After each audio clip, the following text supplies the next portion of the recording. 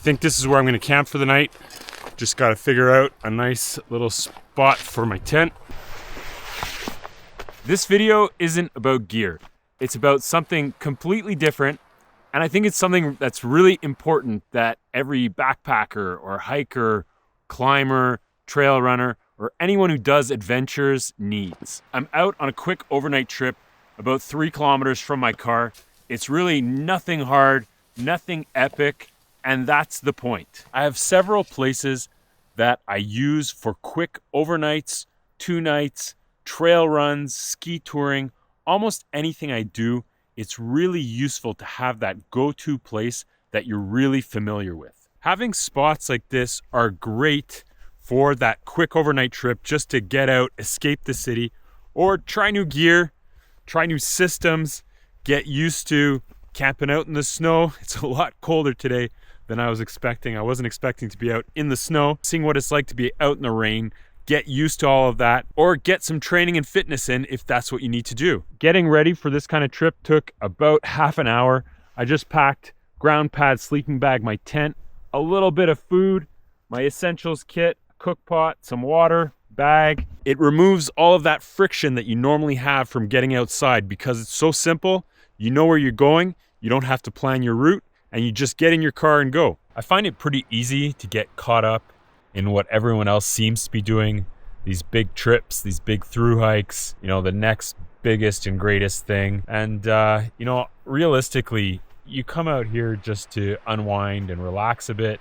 And the more you get out, the better. Didn't go fancy today. Freeze-dried meal. Those are my go-to for things like this. They're my go-to for almost everything. I take the meal planning and meal prep right out of the equation. I threw this all together from stuff I had in my pantry in 5 minutes.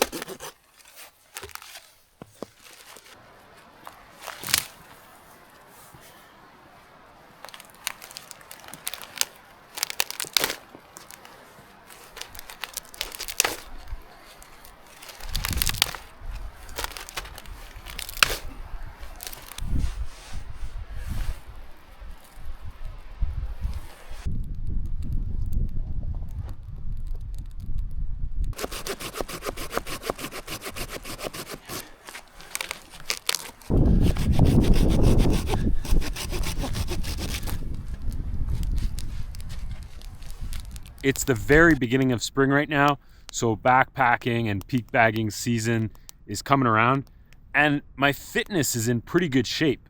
I did a ton of alpine skiing this winter, which actually really helps with your muscular endurance. I did a lot of running, and I did a lot of training in the gym. So cardio-wise, everything's doing really good. But my last real trip was early January, and you kind of get out of the habit of camping and putting it all together. So do I need to go out and do hard backpacking trips right now or multi-day trips? No, because I think my fitness is there, and coming out on an easy overnight like this just kind of wakes up my brain, gets me ready for the season, and puts everything together.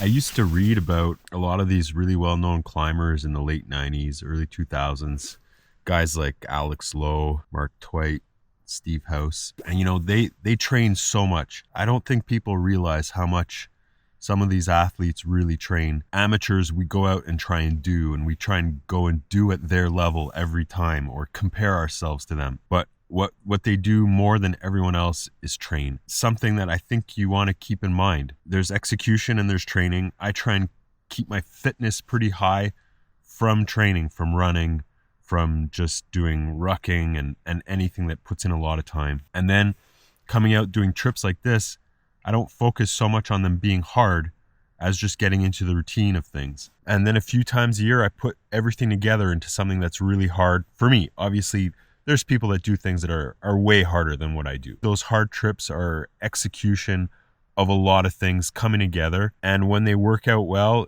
it's really satisfying. I'm all packed up and heading out. I'm pretty lucky that I have spots that are this beautiful, so close to home and accessible. But I've done this in a lot of different places. I used to have a training loop in upstate New York in the Adirondacks. What I would do is I would start and go up to Dick's Mountain and then loop back behind Elk Lake, I think it's called, up and over Marcy. And then I could exit by Adirondack Lodge or loop back directly to my car. That was a 2-night trip, but it was still what I'd consider a training trip. I'd do it at least once a year before one of my bigger trips, and it was a way for me to get my confidence back, for me to get out. But I knew exactly what the route was like. There was no question of getting lost or anything like that. I could focus on my gear system. I could focus on just waking my brain up, getting outside, and getting ready for something longer and harder.